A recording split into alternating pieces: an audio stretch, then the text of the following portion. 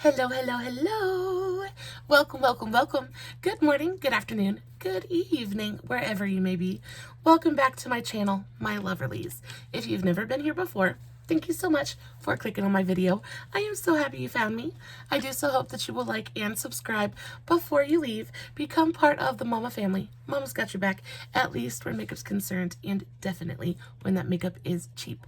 Today is True Love Tuesday. I love True Love Tuesday. We are going ancient today. We are going all the way back to ancient Greece, and we're going to talk about some Greek mythology today. This is one of my very absolute favorite subjects, like, in the entire world. I loved when we went over it in school, and anytime I have even the slightest chance to kind of delve into any kind of mythology, whether it be Greek, Norse, I just love mythology in general. We're going to be talking about Aphrodite and Adonis today. And I'm thinking that a lot of you probably haven't heard this one before. It is very similar to the Hades and Persephone myth. Very, very similar. And if you guys know anything about mythology, you'll kind of understand that once I get into the myth. But we're going to talk about Adonis and Aphrodite. We're going to be, of course, doing my makeup as I tell you the story. We're going to be using this new soda palette that I picked up from Beauty Bay. I hate that my camera... Light change. I hate that. Anyway, we're using this palette today. I picked this up from Beauty Bay. This is from a brand that I've never tried before. The brand is called Soda. I was able to pick this palette up for like $3 from Beauty Bay.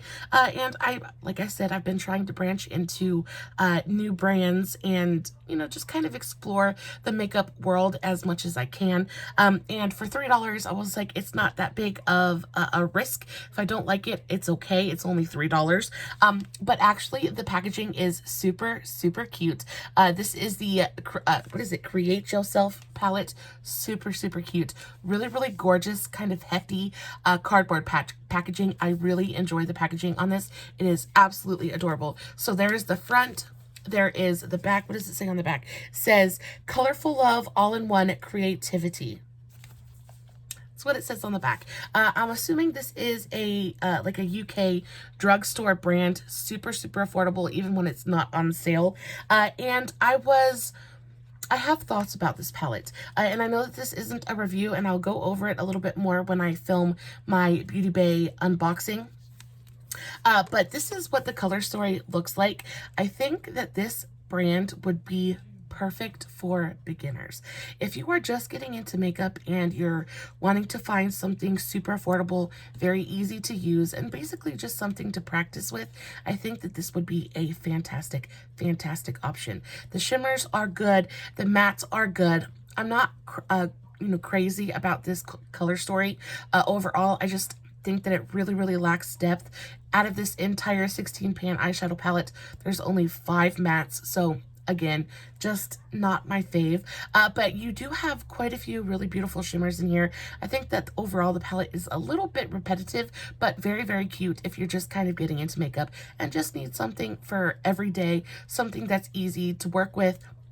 I don't have a particular gripe with the formula. It's just the color story isn't my favorite, but super cute packaging, really easy formula to use. We'll talk more about it in the box chart or in the Beauty Bay unboxing. That is going to be the next video that I upload.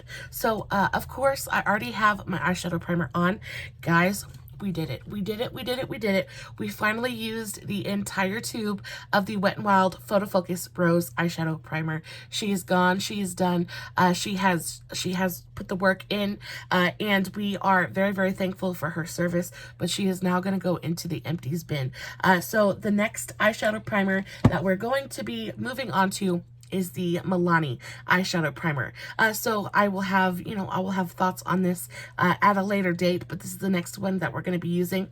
I enjoyed this eyeshadow primer very, very much. Very, very affordable. I can finally say with like no reservations at all that this is a fantastic eyeshadow primer. If you like something with a little bit of coverage, but that doesn't, it mattifies the eyelid, gives you just a little bit of tack, but not too much. I think this is a great eyeshadow primer.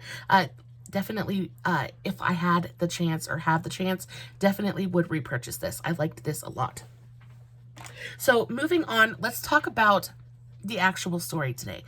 So the story today, like I said, is Adonis and Aphrodite. And I had never heard of this story before.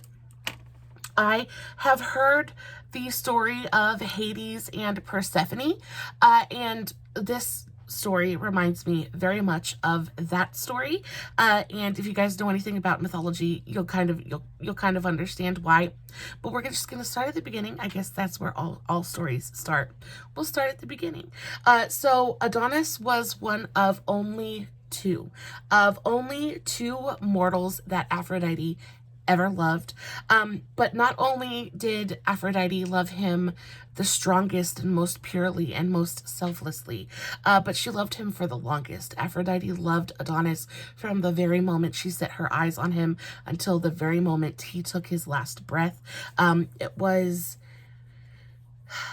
was the most beautiful being that she had ever seen. She was instantly and completely smitten with him. And, you know, Aphrodite, the goddess of love, that's not something that happens for her very often. So yeah, she loved him the most gently and the most profoundly. She loved him until his last breath and even longer still. This is a myth that kind of explains the cycle of the seasons, and it's heartbreaking. Not only does it kind of explain the seasons, but it also explains the origin of not one but two flowers. And I thought that was really fun as well. So guys, I hope you have just a minute to sit back, relax. Hope you have a big old cup of sweet tea or hot coffee. I am drinking chocolate milk at the moment because it's so yummy. And let's dive right in. So before Adonis was born, and of course, if you guys see me looking over in this direction, it's because that's where my notes are. So before Adonis was born, his grandmother, and of course, Adonis was born from royalty, right?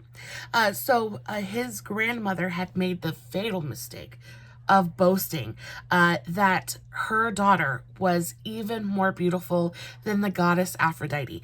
Now, Aphrodite, if there's one thing we know about Miss Aphrodite, is that she is a very, very vain, stubborn, vengeful goddess.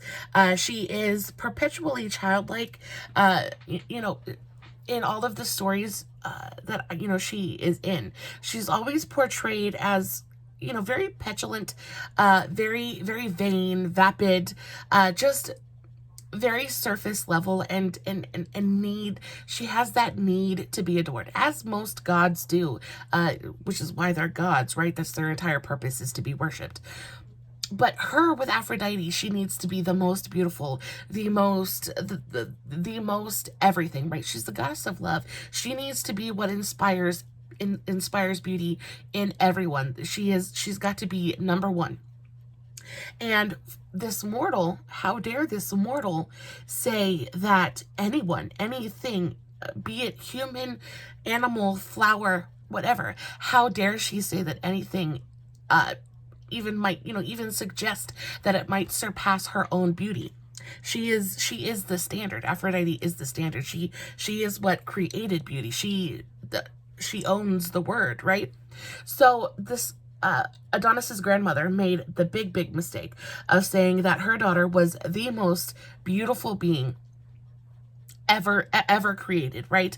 And Aphrodite found out. Aphrodite heard about this and was not pleased. She was not pleased in the slightest. And because of that, what did she do? She said her daughter was more beautiful than Aphrodite. And of course, Daddy didn't like this and punished the grandmother in the most horrific way possible. Aphrodite is spiteful. She's spiteful, and she can be genuinely evil when she wants to. So what does she do? What does she do to punish the grandmother? She doesn't do anything to the lady, right? She doesn't do anything to the grandmother. But what she does do is she puts a spell on this beautiful daughter and makes her fall in love with the grandmother's husband. Now, the grandmother's husband would be what? the daughter's father.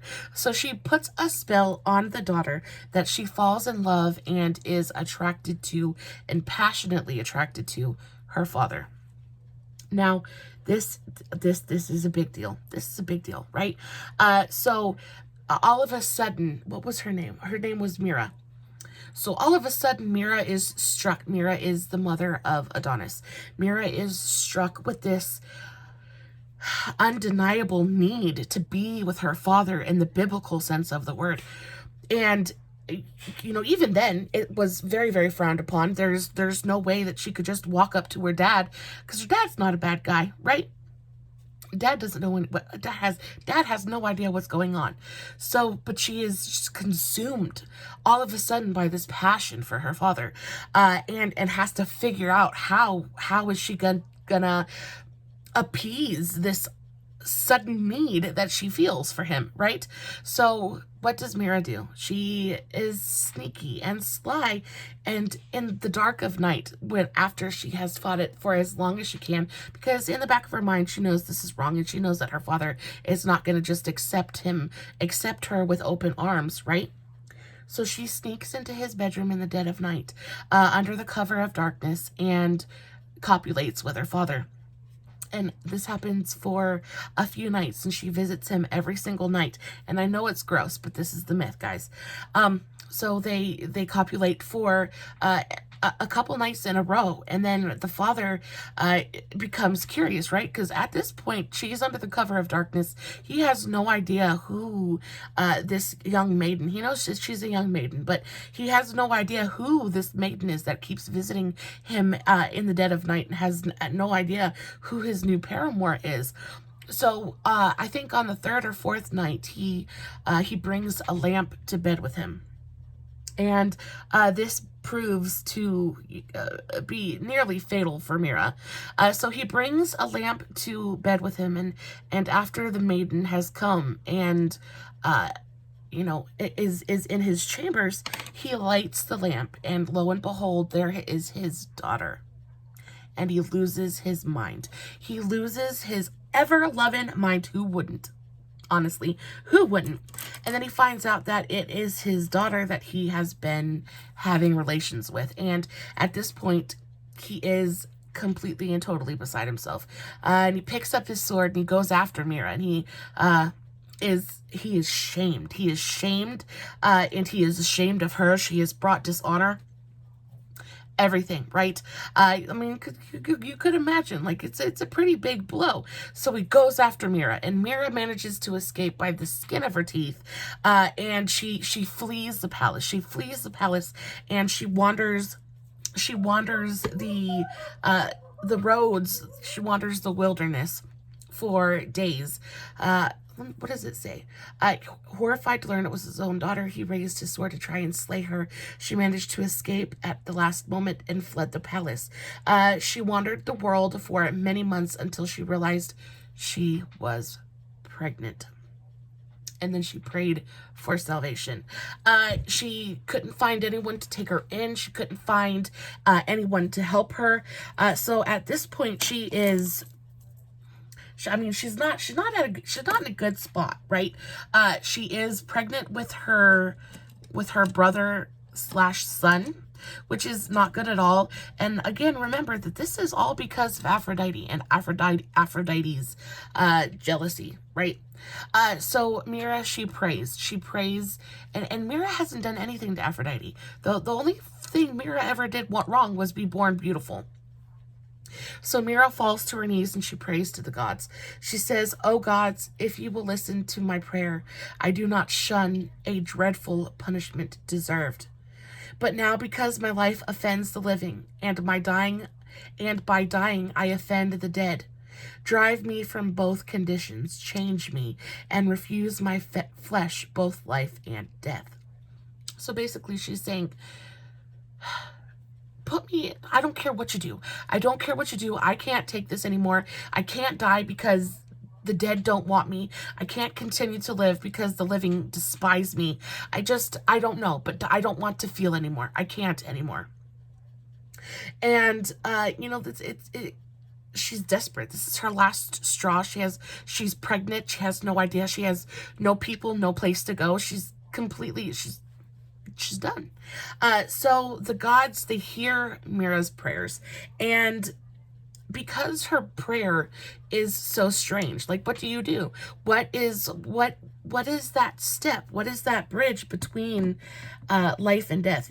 She doesn't want them to kill her, but she doesn't want them to basically save her either, admitting that she knows what she did was wrong, and, you know, knowing that she doesn't deserve to live, and so it's up to the gods to really figure out what to do with her, right?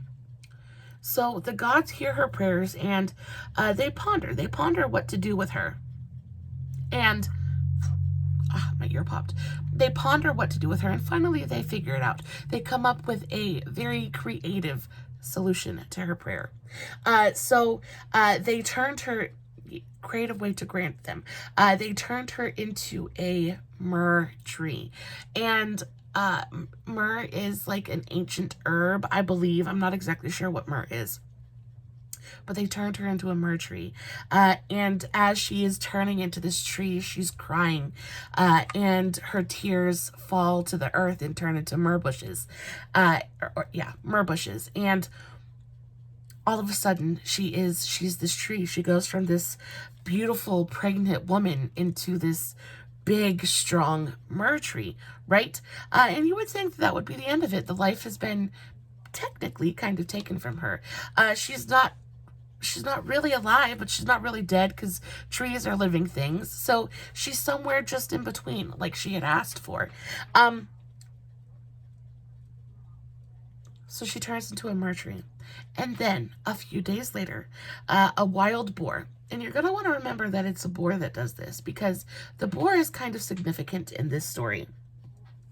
So a few days later, a wild boar wanders past the tree that Mira has become. And he decides that he doesn't like this tree. So he rams this tree, and he stabs the tree with his big tusk, and splits the tree in half. And as the tree splits in half, this beautiful, angelic, like, I'm trying to find that word, cherub. Okay, anyway, this beautiful, angelic baby boy falls out from betwixt where the tree has split, and just kind of lands on the ground. And all of a sudden, there's the baby boy. Pierced the trunk with his tusk, the tree cracked open, and the unborn baby fell out. Adonis was born. And the naiads rushed to protect him, knowing that this child was born of a tree. He's got to be special, right?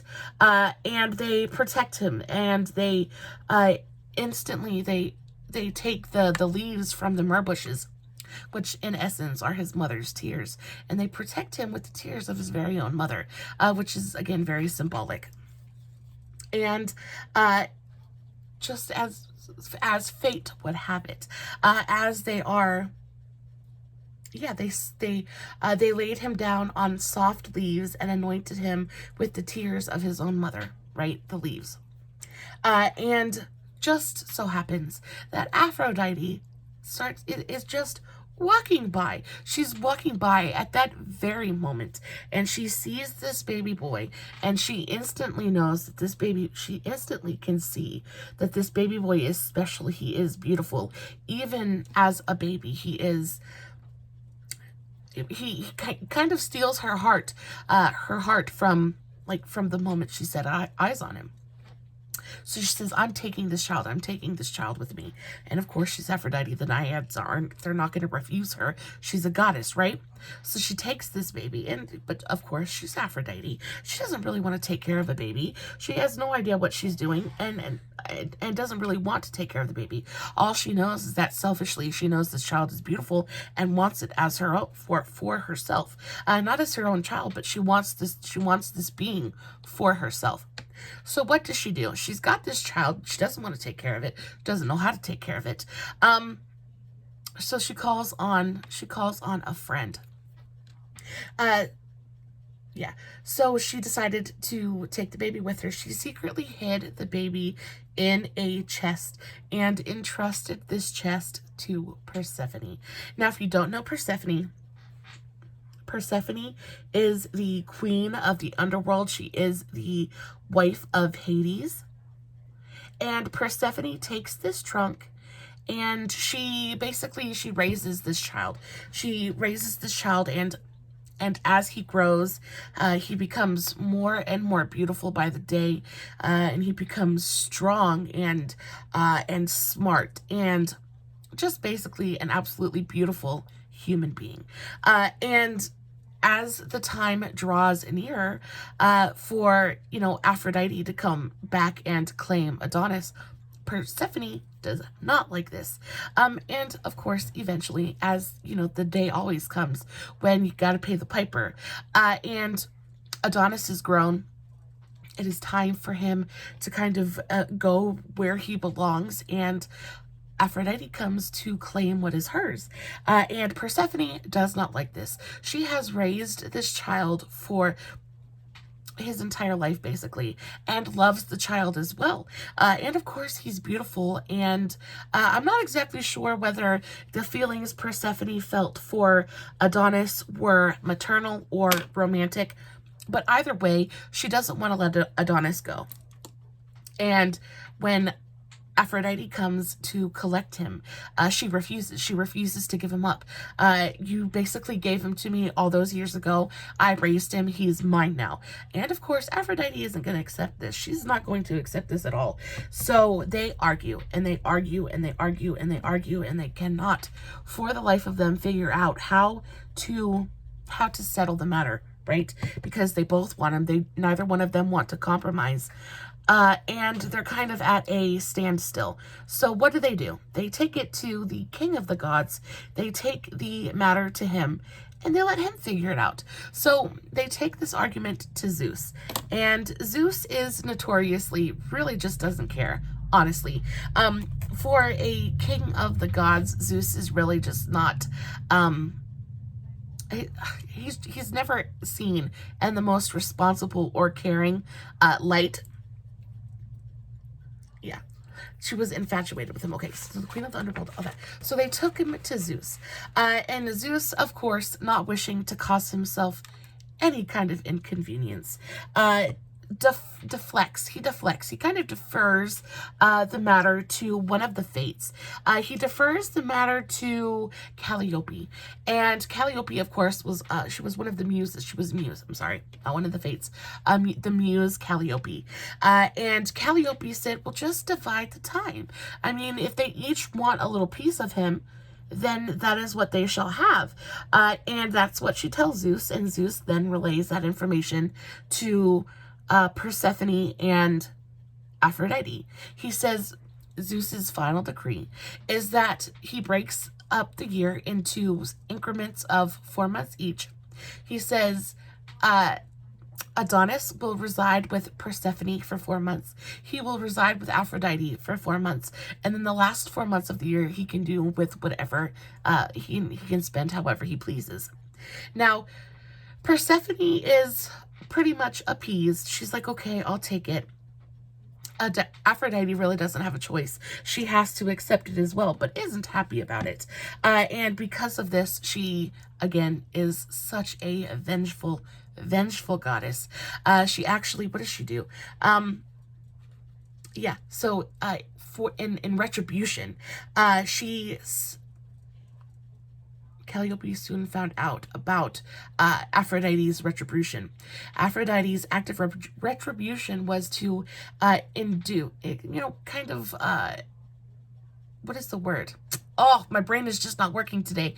Aphrodite convinces a Thracian woman to slay Calliope's son, Orpheus. And that's a whole nother story. And we'll get into it at some point in the future. But that's how Aphrodite exacts her revenge for taking 4 months of the year away from her, time with Adonis.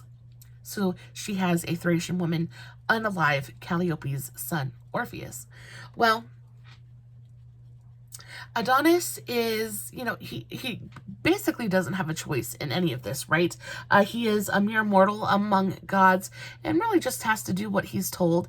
But he genuinely returns Aphrodite's affection. And of course, you know, she's the goddess of love. She's absolutely stunning. What mortal man, there is no mortal man that could refuse her charms, right? So of course he's absolutely infatuated with her and is more than happy to spend 4 months out of the year with her. But then you have the 4 months that he gets to do with as he pleases. And of course, he chooses to spend his own 4 months with Aphrodite as well. And as this kind of ruling comes into effect, Aphrodite and Adonis become pretty much inseparable.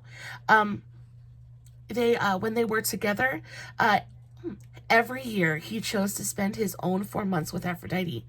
While they were together, the sun shone brightly, the soil was kind to people, and food was abundant. But Adonis's disappearance meant that it was time for harvest, because for the next 4 months, while he slept in the embrace of the queen of the underworld, winter ruled the world, and everything was left dead and quiet. So basically, Adonis is the sun. He is warmth. He is time of plenty, right? And then when he's forced to retreat back underground and you know, spend his 4 months with Persephone, he takes the sun, he takes the warmth, he takes the time of plenty, he takes the bounty with him, and the world is plunged into darkness, cold, and barrenness, right? And to me, that sounds very, very much like the story of Persephone and Hades, where Persephone eats the pomegranate, and the amount of seeds that she swallowed was the amount of months that she had to spend in the underworld with Hades. We're going to get to that story here very shortly as well, just because I think they're super, super similar. But it's fun how a lot of these myths kind of interchange and kind of overlap just a little bit. So he spends 4 months with Persephone and 8 months with Aphrodite.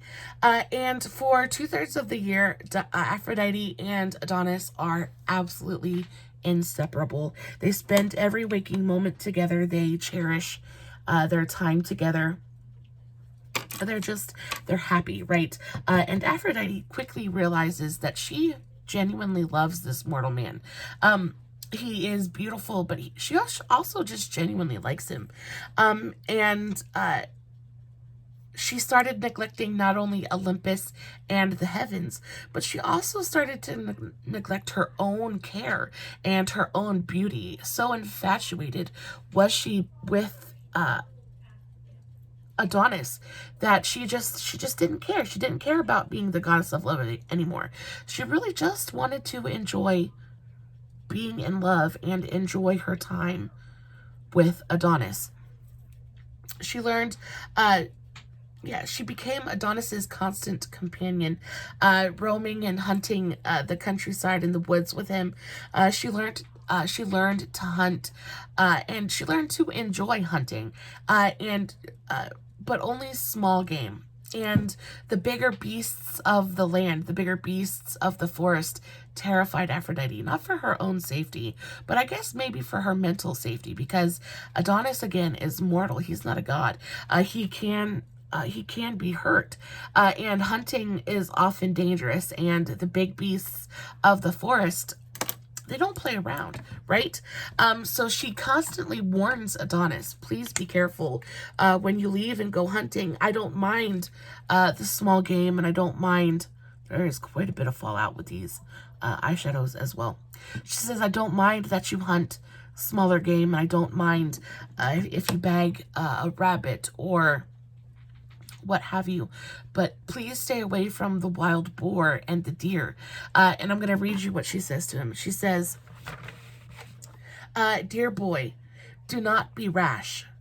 Do not attack the wild beasts which are armed by nature, lest your glory may cost me great sorrow. Neither youth, nor beauty, nor the deeds which have moved me have effect on lions, bristling boars, and on the eyes and tempers of wild beasts. Boars have the force of lightning in their curved tusks, and the rage of tawny lions is unlimited. I fear and I hate them all. Basically saying they don't care. They don't care how much I love you. They don't care how sweet and gentle and kind and beautiful you are. If you attack them, they're going to see you as a threat, and you're not going to win. Please just stay away from them. And again, Adonis, he doesn't heed her advice. He doesn't listen to her, and instead just basically, like men will, right? He basically just does whatever it is that he wants to do. And he goes hunting. And he goes hunting for wild boar. And at this point, yeah, sadly, Adonis didn't listen. And one day, after the dogs had roused a wild boar from its hiding place, he had pierced it. He had attacked the boar and pierced it with his spear. But the boar countered strongly and raced after and chased Adonis. And in doing so, he sunk his deadly tusk into Adonis's groin. Femoral artery is down there. Pierced that, I'm sure. And he was quickly bleeding out.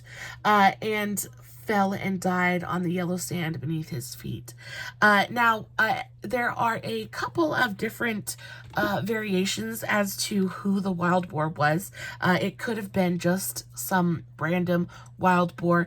It's also very possible that it could have been Ares, who had the ability to shapeshift and was known to be the consort of Aphrodite, and was jealous of the attention that she gave to Adonis. Could have been any number of things, but the deed had been done. The damage had been done, and Adonis lay dying on the forest floor. Now, sadly, somehow Aphrodite, she knows that this has happened, and the creatures of the forest tell her that this has happened, and she races to his side, but sadly wasn't able to get to him in time, and he passed before she was able to get there and save him. And as powerful as she is, she can't bring him back. She can't bring him back from the dead. And Dido heard his groans and rushed to his side, but sadly was a moment too late. While running to him, she pricked her foot on a white rose, and her blood, that drop of blood, stained the white rose red. That is how the first red rose came to be painted with the passion and sorrow of Aphrodite rushing to her dying love. And that is how the red rose came to stand for passionate love ever since. Aphrodite sprinkled Adonis's blood with sweet-smelling nectar, and suddenly it began to sparkle. It began to sparkle and shine like a shooting star. And in less than an hour, a flower had sprung up in place of Adonis, and this flower was the exact shade of Adonis's blood, the exact dark red, the very color of his blood. She named it anemone, which means windflower, and it came to symbolize everlasting grief. It came to symbolize Aphrodite's everlasting grief for Adonis. Guys, that is the story. I love it so much. I just adore. I can't get over how inventive the ancients were with how they kind of explained things, and how things came to be. I love it so very much. Before I researched for this video, I had never heard this story before. Like I said, I was familiar with Persephone and Hades, which I think is quite similar, but I had never heard this story before. So please let me know in the comments if this is your first time hearing this myth as well. I had never heard of, you know, the origin story of the red rose or the anemone. So I think that it's really, really cool. The story overall is super, super tragic. And I feel for Aphrodite. I feel for Aphrodite. She lost the true mortal love of her life. But if you really think about it, she kind of did it to herself. She caused so much pain and so much suffering to Adonis's mother that it was really only, it was basically fate, right? That her love for the child produced from such pain would only end in tragedy. Guys, as always, I will post everything I'm using in today's video in the description box. This is pretty much the eye look. I do have a TikTok coming on this eye very, very soon. So if you would like to get a little bit more in-depth tutorial style on this eye, it's coming. I'll have it uploaded to Reels, TikTok, Facebook, all that good stuff by the morning. Guys, I love you so, so very much. As always, no filters, no edits, no fancy lighting. It's just me sitting in front of my camera, playing with some makeup, hoping you guys are enjoying what I'm doing. Until next time, stay safe, take care of yourselves, and remember, you're important. Bye.